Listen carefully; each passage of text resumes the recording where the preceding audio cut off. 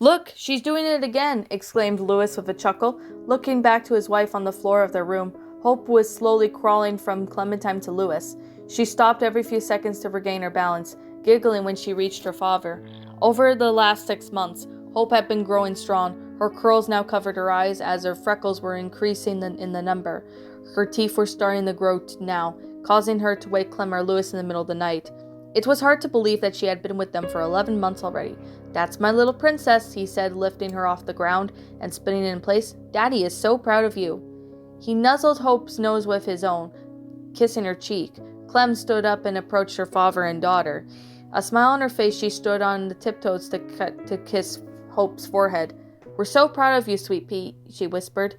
"You sticking with Sweet Pea?" Louis asked, raising an eyebrow. "You got a problem with that, Prince Charming?" she teased with a smirk. Louis tipped at the upwards words and shrugged. "I think it's cute," he said, "but you're cute." Blushing, Louis had stood up and handed Hope back to her mother. An autumn breeze blew through the window, making Clem shiver. Smiling down at her, Louis shrugged off his trench coat and draped it over her shoulders. Hope's tiny hands reached for the flaps of Louis's coat, rubbing the cheek against the fur lining. Louis looked down at his daughter. A smile etched on her face. She liked doing the same thing from time to time, mostly when they lay her down on the bed with them. Her small body rested on Clem's chest, humming softly. Louis leaned in and placed a soft kiss on her cheek, smiling when the corners of her lips curled upwards. Before he had any chance to stand up and straight, Hope's tiny hands shot up and took a hold of one of his dreads, pulling him down hard. Trapped, he looked up at his wife for help, but she just shrugged. "Daddy's gonna get him out himself," she told him, shooting him a fleeting wink. He rolled his eyes and worked his daughter's fingers, whose clutched was his hair was too tight. He cursed under his breath as she pulled once more. Just as he was free of her grasp, Hope mumbled something unintelligible. "What's that, sweetie?" Louis whispered, raising an eyebrow. Hope's eyes found her father in the afternoon sun, golden out of the hue of the irises. "Dada," she breathed, followed by a high-pitched giggle. Louis and Clem looked at each other wide-eyed, and their jaws dropped, with tears in their eyes. Clem looked down at Hope. "What did you say?" He asked gently, rocking her back and forth. Was he going crazy? She took a moment to stare at him before piercing her tiny lips. Deciding that it was worth to another go, she opened her mouth and uttered "Dada" one more time. "Oh my God," he said, stepping back and jumping up and down. "You've never done that before, you beautiful sunshine."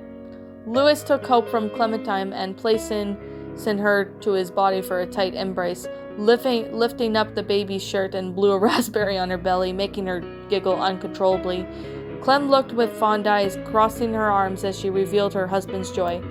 "You said Dada?" "She said Dada," he replied, kept saying, almost in disbelief. "That was your first word." "Oh my God." "Yep, we're all very excited," Clem said, gesturing to Hope, who was staring at her father with a blank expression as he bounced her gently up and down.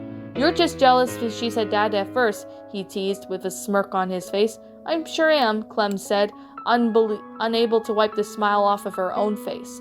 "At least now that she doesn't hate you," she added, rolling her eyes. "Well, she wasn't laughing at my jokes," he argued, "though maybe she might have had a problem with me." "She's just a baby, Louis," she assured him. "I don't think she really cares about that much why the chicken crossed the road." "I'm starting to think you don't either."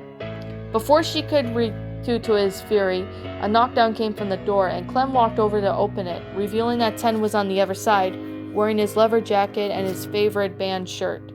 His jeans were ripped to the knee, and his boots were already covered in duct tape at the tip.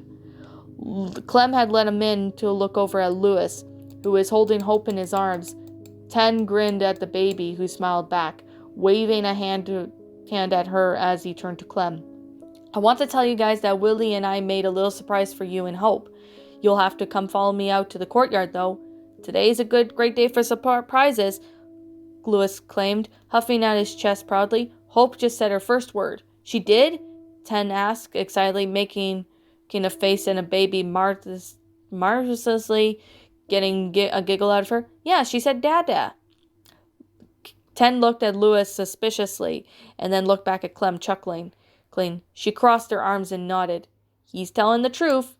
Why would I lie about this? Louis said, rolling his eyes. He adjusted the Hope on his waist, switching the sides, and his arm got a sore.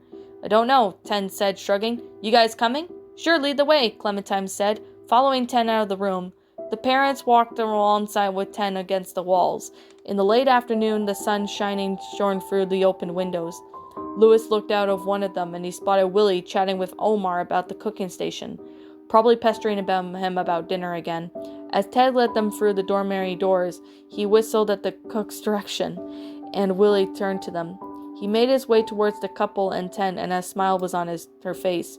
You guys are gonna love this, he said, leading the way to the half-empty courtyard.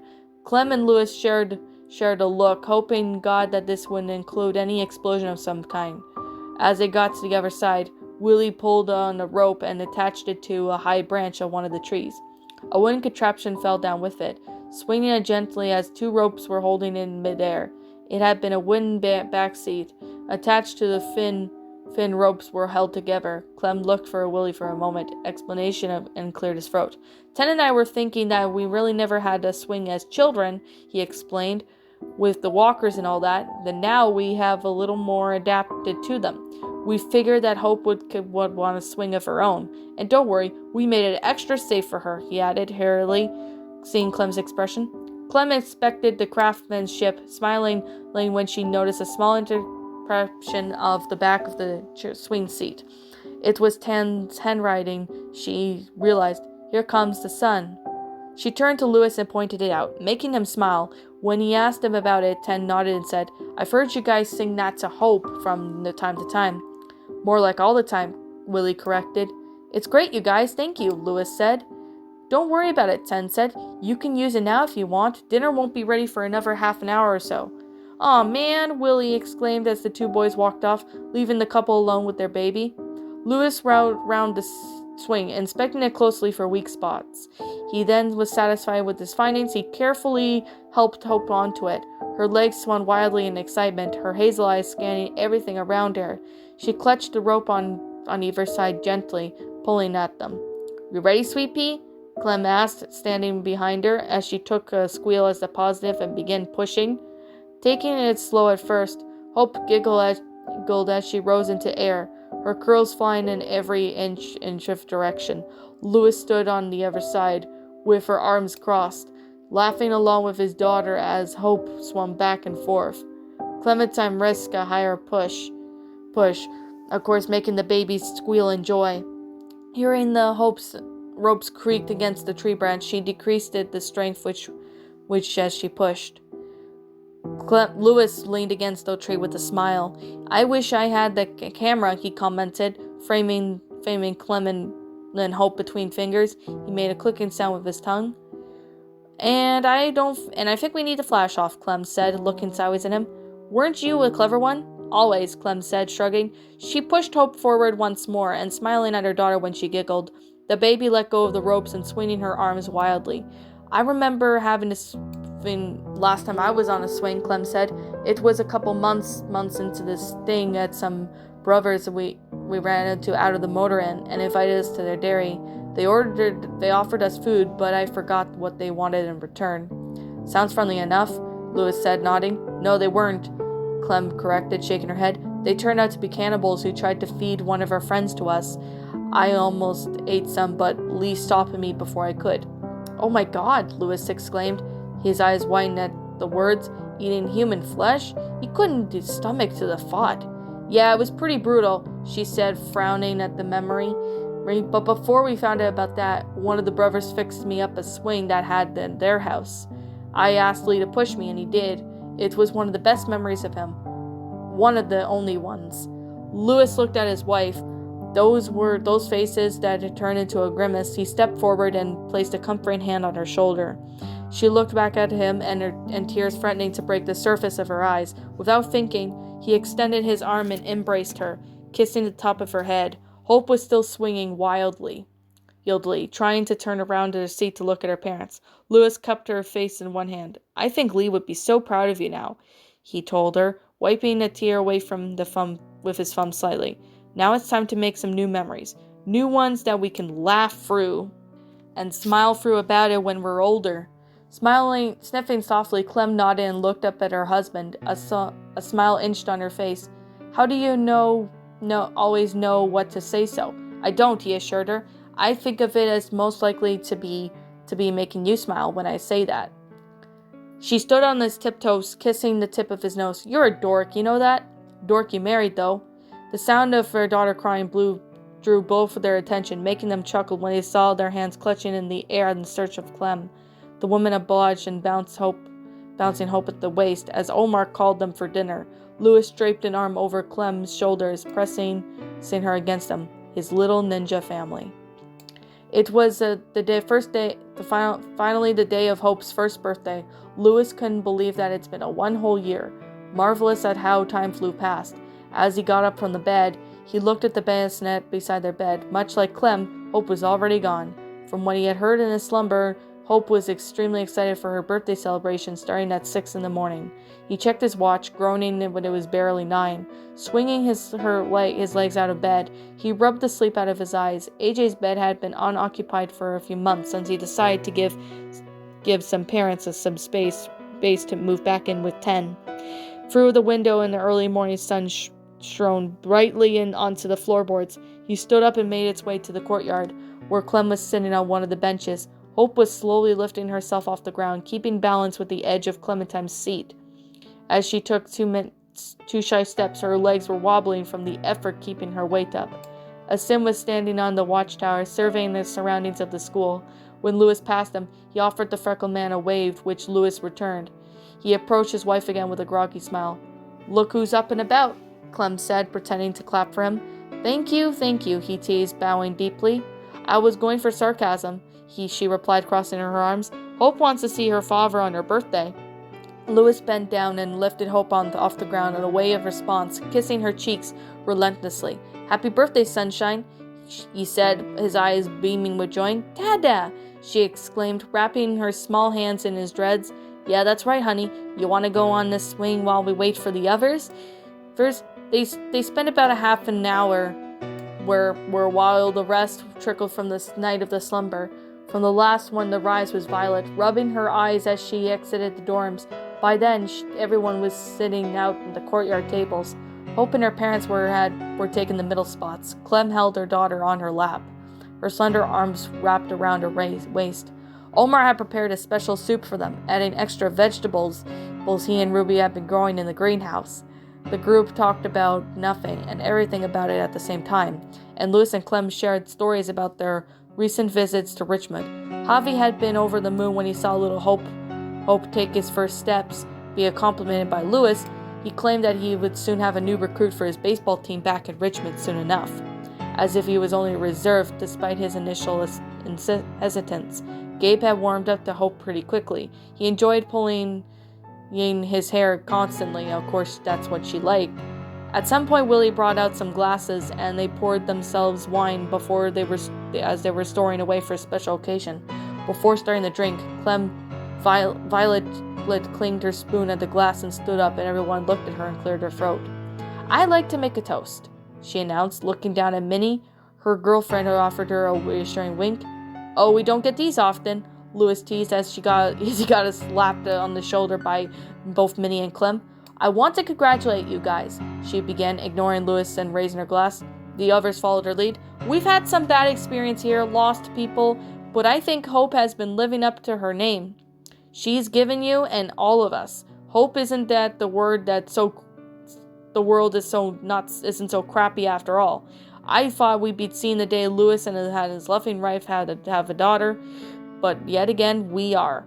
Hey, Louis exclaimed, smirking up at Violet. It happened to be a charming man. He really is, Clem said, kissing his cheek. Violet made a gagging sound, which made everyone turn into laughter. After they calmed down, she continued talking. Well, I've run out of words to say, she simply said. So to Hope. To Hope, everyone chanted, taking a sip of their respective glasses. Louis downed his glass down at one go and planted a soft kiss on Clem's cheek, making her blush. She separated herself from them slightly. Louis, stop, she giggled. The last time that happened, this happened. She gestured to Hope, who looked up at her parents in confusion. The adults laughed, although AJ had a similar expression to Hope. After Omar and his sim cleaned up the bowls, Ruby rushed to the admin building and came out with a small muffin-shaped heart. It had been a candle sticking on the top of it, and a little H drawn on it. It ain't cake, but it's good as it is, Ruby said, setting the table in front of Clem and Hope. Nope. Thanks, Ruby, Clem said, smiling at the redhead. Louis took out his matchbox from his coat and lit the candle, using his hand to shield the flame from the autumn breeze. Once it was lit, the group began to sing Happy Birthday. Startling Hope as they sang, she scanned their faces. All right with joy, she might have picked up on their joyous attitude for the stating of clapping her hands together. When it was the first time for her to blow out her candle, she got a little help from her mother and started absently at the thin column of the smoke that erupted from the tip of the candle. The sun was starting to decline by now, decreasing the warmth as the group scattered to their daily activities. As Sim and Ruby walked towards the admin building hand in hand, discussing their future plans for hunting for a week. Ten and Willie and AJ began playing a version of tag in which one of them pretended to be a walker and that could only move at a walking speed. Needless, it was going to be boring after a while. Violet approached the parents with a smile on her face. Nice speech there, Vi, Louis said, clapping her on the shoulder. Nearly had me in tears. Oh, shut up, she said, rolling her eyes. No, I mean it, he assured her. Thank you for everything you said. Well, you're welcome, Violet replied. I actually wanted to talk to your wife about something. Something secret for my birthday, I presume? Louis teased, raised an eyebrow. More like a plan to murder you in your sleep. Geez, that took a turn, Louis said, frowning. I guess I'll take Hope while you ladies have a chat. He reached for Hope, whose hands were grabbed by the trench coat immediately. The two women said their goodbyes to Louis and the baby, and walked towards the dorms. Chatting absently, Louis looked around both the courtyard and laid his eyes on the swing once more. You up for some time of playing before nap time, Sunshine? He asked his daughter, who stared at him blankly. Well, we're doing it anyway, he quipped, walking towards the swing.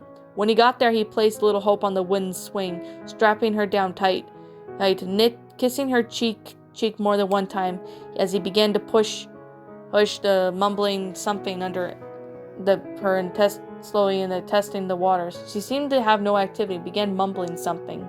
He took it as means she was enjoying it and kept going. As he pushed, he thought of Clementine. 6 years down the line, she had believed that she ended up with the most beautiful woman in the apocalypse. Hell, almost beautiful in the world, he thought to himself. Hope's voice broke through his thoughts, making him smile from his face. Up! She babbled, her hands reaching for the sky. He pushed her once more. That's a new word, Sunshine, he exclaimed, stopping her motion mid-swinging and leaning down at her level. Can you say mommy now? Up! She repeated, grinning at her father. I guess we'll take a rain check on mummy, huh? Up, up, up, Hope babbled, tilting her head back and forth to look at Louis, her amber eyes winking with excitement, her lips curled into a gummy smile. Louis beamed with happiness. Anything for you, my little sunshine, he said, tapping her small nose and pulling the ropes on the swing back as far as they could go. Hope giggled and kicked her legs in the anticipation ramping up. She looked so small, sitting on that long, worn wooden floorboard and wrapped around that are held in place. Hold on tight. Don't want you getting lost in the clouds. Hope's fingers barely managed to wrap around the ropes, but she still gripped them tightly and with all her might. And off you go, Louis shouted with a glee as he let go with a swing. Hope squealed as she soared in the air, the crystal blue sky encompassing her vision. She could almost touch the white fluffy clouds at the tip of her shoes. She almost felt like she was flying. She could stay up there forever. Years would pass, winter would turn to spring, and Hope would still be there, playing on that swing. Once the chirpy giggles had turned to sharp laughters, she came back down to earth, her eyes watered from the rush of the wind, and her light brown curls, no longer short tufts of hair, settled on the drapes across her face. She tossed her head back and forth, the sunlight shining through the tree branches, just dancing across her freckled cheeks. Hope smiled, gaps in the new baby teeth showing. Louis thought it'd be good that they never had to explain the tooth fairy to her. Dad, again! Dad, again! She cried, her eyes throughout the years. They had to remove the backboard of the swing as they managed to get Hope steadier on the grip of the inspection. Ten still had it hung for the tree trunks, and of course the tree of the school. Louis laughed. I'll never get tired of pushing you on this thing, but your old man needs to rest for a bit, all right? Aw, Hope pouted, looking up at her dad with puppy eyes, the same eyes that a toddler gives on his wedding day. You're not old, Dad. You're like 26. 28, actually, he corrected, pretending to rub his back dramatically. Tell you what, let's go sit by the benches and I'll push you after I recovered, okay? Okay, she quipped, taking Louis's hand and practically skipping forward to the bench and sat on the side of the dorms. Sitting down, she waited for her father, who was taking obstinately a long time. Dad, she complained, rolling her eyes. You know your mom rolls her eyes that same way, he said getting there, sitting beside her. That's because we have the same eyes, she reasoned, shrugging. Louis looked down at his daughter, and a pure pride in his eyes. Hair curly brown, tied down in the ponytail, much like her mother's. The sun had been browned out the hazel eyes and flustered her cheeks that were filled with freckles. She wore a beautiful yellow sunny dress they found in an abandoned mall a few years ago, that they thought she'd recently just grown into it a few months after that. It was her favorite pieces of clothing. The only second part of was her father's trench coat, which usually covered her entire body and then some. I see when you have dressed for the day, he pointed out, gesturing to it. Yep, she said with a big smile. It's too hot for jeans. Amen to that, princess. They sat there for a while, silently looking, and they were resting about their business. Violet stood over the watchtower. Asim and Ruby made plans of one of their courtyard tables, and Clem was helping AJ practice his archery. After mastering the wooden bow, she had promised him how to manage Marlin's old compass bow. So far, he was doing quite well for himself. Hope leaned against her father, resting a head on his shoulder.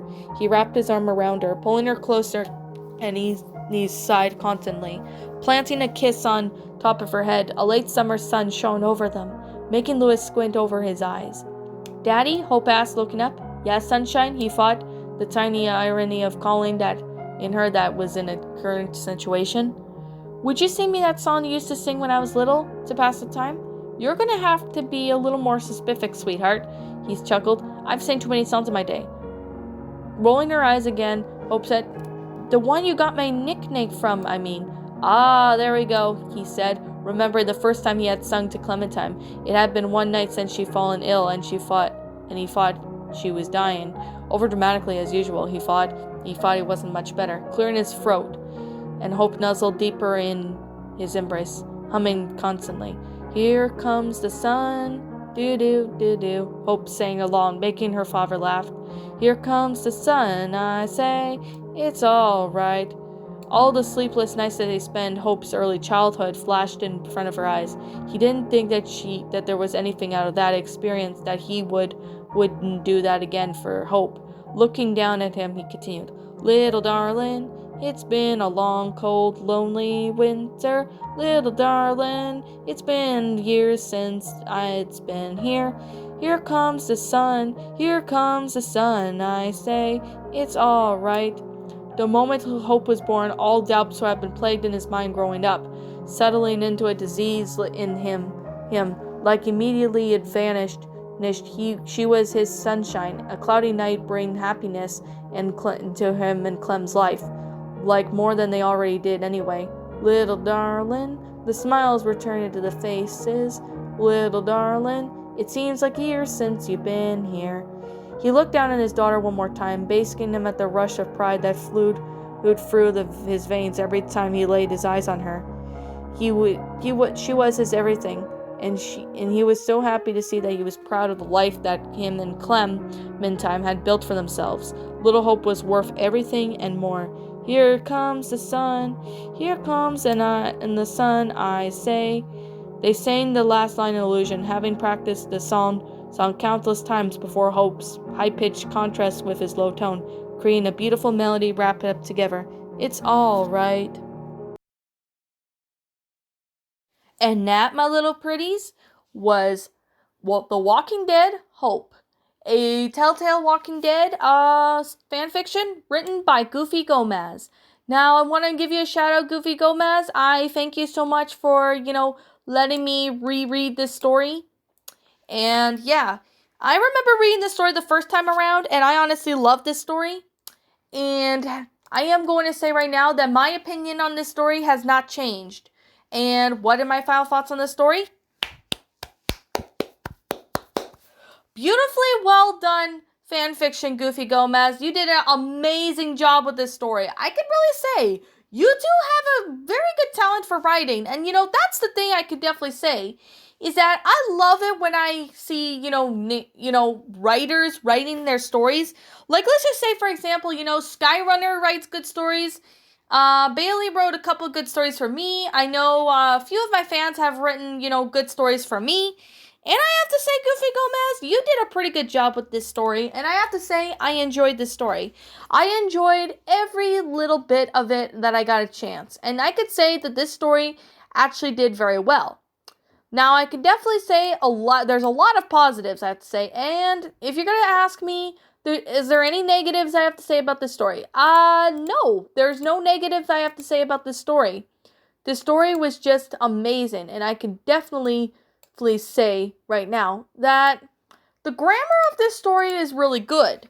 I can definitely say the grammar was amazing. The sentence structuring was perfect. The paragraph structuring worked great. The concept was amazing. I can actually picture this if Telltale were to do, maybe another game with something like this.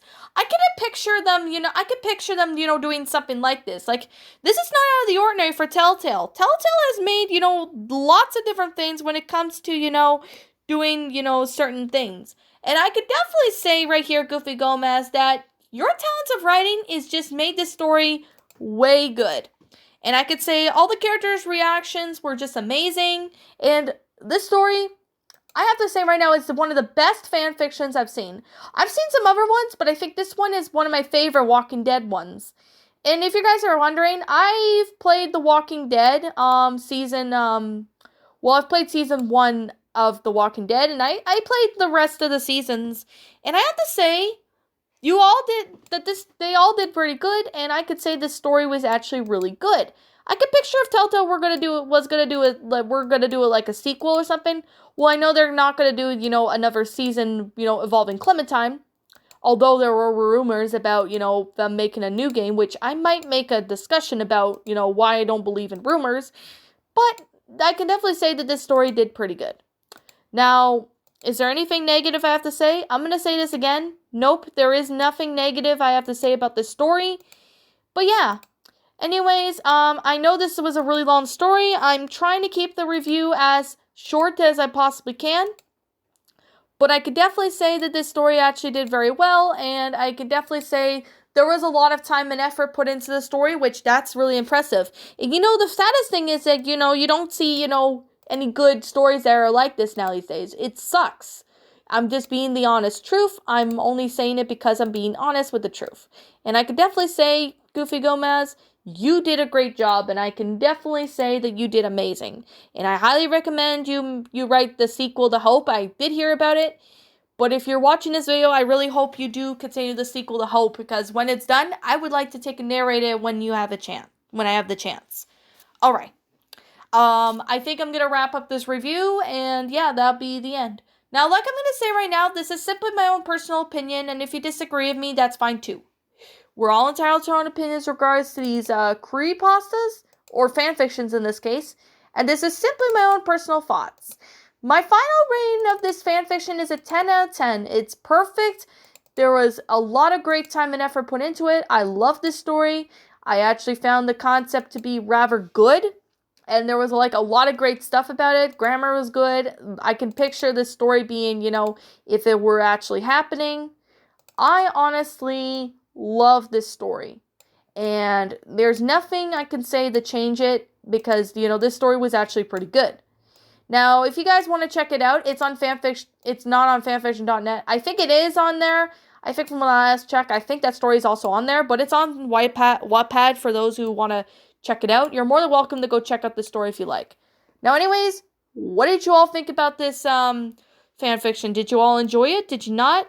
Also, what would you have done personally to help make this story a lot better? Leave me know what your thoughts are down in the comment section down below. I'm the Queen of Lions. Thank you so much for watching today's episode. And if you're brand new here to this channel, be sure to like, comment, subscribe because I make brand new videos every single day. Don't forget to ring the notification bell to when I upload so you guys will not miss an upload. And like always, please roll the outro because I'm out of here. And I will be seeing you all in the next video. Peace out.